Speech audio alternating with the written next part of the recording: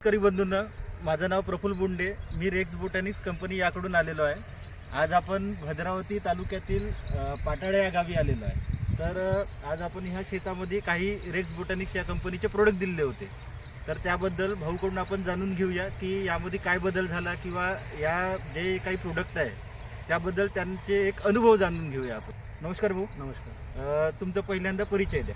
मी सदानंद मशारकर, राहणार पाटाळा, तालुका भद्रावती, जिल्हा चंद्रपूर।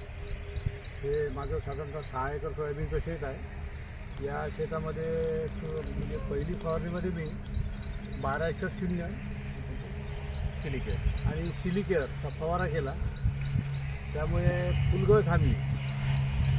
आणि दुसरा फवारा 04040 चा केला, त्यामुळे फुलाचं चलपमध्ये लवकर रूपांतर होत आहे आणि मी या प्रॉडक्ट्सबद्दल समाधानी आहे। तर भाऊचं असं म्हणणं आहे की आपण या सोयाबीनवरती पहिला जो स्प्रे आहे हा 1261 आणि सिलिकेअर याचा दिला होता। तर त्यावेळेस जे आपण फुटवे चांगले आले, तर त्यामुळे एक तर फुटवे चांगले आले, त्यानंतर एक फुलांची संख्या वाढली। त्यानंतर आपण जे दुसऱ्या स्प्रेमध्ये तर आपण 04040 हा प्रोडक्ट दिला होता।